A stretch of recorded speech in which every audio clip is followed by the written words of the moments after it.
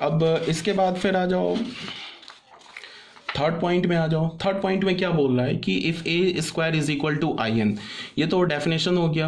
अब हमने क्या किया कि प्री मल्टीप्लाई ए से कर दिया, तो ये क्या हो गया, A into A square is equal to A into I N. तो फिर ए इंटू ए स्क्वायर को क्या लिखेंगे, A cube, A into I N क्या हो जाएगा, ए।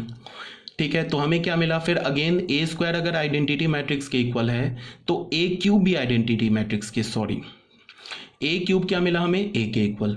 फिर हमने क्या लिखा, ए क्यूब को ए लिखा, फिर यहाँ से हमने क्या कर दिया, ए इंटू ए क्यूब, यहाँ ऐसे लिख लिया, तो ए क्यूब हमें ए मिल गया। ठीक है, फिर हमने क्या किया कि ए क्यूब ए मिला, फिर हमने इसमें ए फिर से प्री मल्टीप्लाई कर दिया, तो क्या मिल गया हमें, A into A cube is equal to A into A, तो ए इंटू ए फिर अगेन क्या मिल गया हमें, ए स्क्वायर, ए स्क्वायर को हमने क्या लिख दिया, आई, तो यहाँ से हमें रिजल्ट क्या मिल गया, A to the power 4 is equal to I. ठीक है, ए स्क्वायर आई मिला, ए क्यूब आई नहीं मिला, फिर ए टू द पावर 4 आई मिल गया। ठीक है, फिर ए टू द पावर 5 तुम कैलकुलेट करोगे ना तो फिर वो ए आ जाएगा, तो ए टू द पावर 6 कैलकुलेट करोगे तो फिर वो आई आ जाएगा। तो इससे क्या पता चल रहा है कि अगर हमारे पास कोई भी ए मैट्रिक्स इनवॉलेटरी मैट्रिक्स है तो उसका जो इवन पावर होगा ना, इवन पावर, वो हमेशा आइडेंटिटी मैट्रिक्स के इक्वल होगा, और जो ऑड पावर होगा वो सेम, अगर तुमने ए पर ऑड पावर लिया तो वो सेम मैट्रिक्स आ जाएगा। ठीक है, इसी बात को यहाँ लिखा गया है, A to the power 2m कैसा नंबर होगा, इवन नेचुरल नंबर, तो a to the power 2m is always an identity matrix, and a to the power 2m plus 1 ये कैसा नंबर होगा, odd number, is always an same matrix, A matrix, यही बोला जा रहा है इस प्रॉपर्टी में। ठीक है, तो तीन प्रॉपर्टी हमने देख लिया।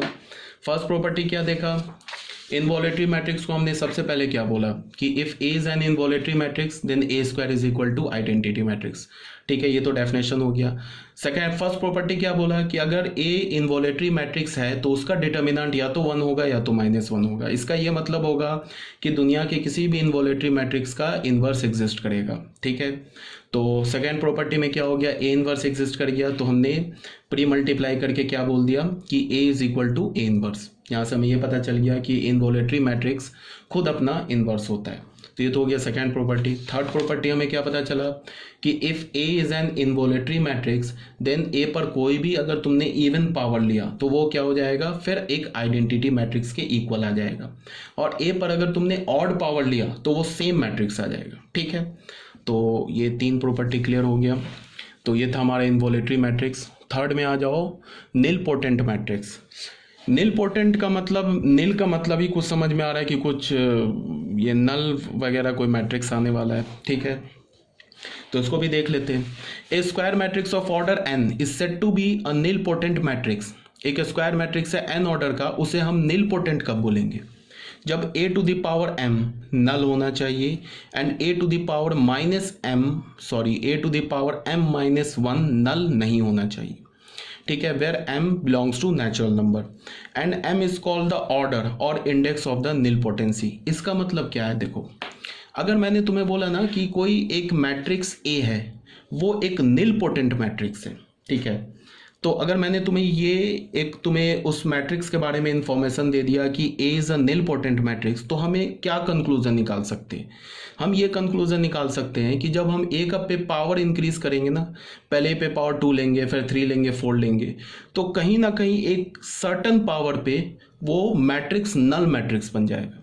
अब कौन से पावर पे बनेगा ये नहीं पता है, हो सके कि a टू द पावर 2 ये नल मैट्रिक्स बन जाए, हो सके a to the power 19 null matrix बन जाए, हो सके a to the power 4 null matrix बन जाए, बट ये गारंटी है कि तुम a पर पावर बढ़ाते जाओगे तो वो नल मैट्रिक्स आ जाएगा।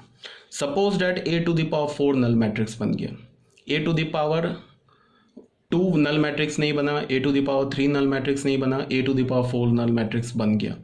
तो जब एक बार हमने a to the power 4 null matrix बन गया तो फिर a टू द पावर 5 लो वो भी नल आएगा, a टू द पावर 6 लो वो भी नल आएगा, and so on.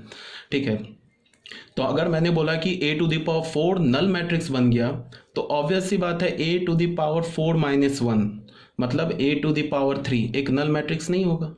First time जो नल मैट्रिक्स बना ना जिस पावर पे, उस पावर को हम निल पोटेंट मैट्रिक्स का इंडेक्स बोलते हैं या ऑर्डर बोलते हैं। ठीक है, तो अगर a to the power 4 null matrix बना तो a to the power 3 null matrix नहीं होगा। ठीक है, तो हम क्या बोलेंगे कि मैट्रिक्स A का जो ऑर्डर होगा, या बोलेंगे कि ऑर्डर ऑफ नीलपोटेंसी या इंडेक्स ऑफ नीलपोटेंसी इज 4। ठीक है, तो अगर कोई मैट्रिक्स नीलपोटेंट मैट्रिक्स है तो उस पर सर्टन पावर रेस करते जाओ, मतलब पावर बढ़ाते जाओ 1 2 3, तो कभी ना कभी वो नल मैट्रिक्स आ जाएगा, इस बात की गारंटी है।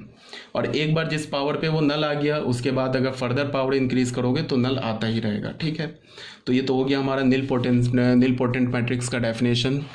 अब आ जाओ प्रॉपर्टीज़ में। तो फर्स्ट प्रॉपर्टी क्या बोल रहा है, A to the power m अगर नल मैट्रिक्स है and A to the power m-1 null नहीं है, तो इसका क्या मतलब होगा, m is called the index और ऑर्डर। ये तो वही बात यहाँ लिखा हुआ है फर्स्ट प्रॉपर्टी में। ठीक है, तो m को हम क्या बोलेंगे, ऑर्डर बोलेंगे। हाँ, अगर a to the power m null matrix आ गया तो a to the power m+1 भी नल होगा, a to the power m+2 m+3 m+4 ये सारे नल मैट्रिक्स होंगे।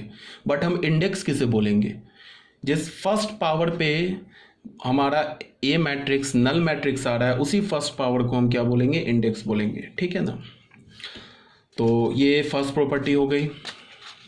उसके बाद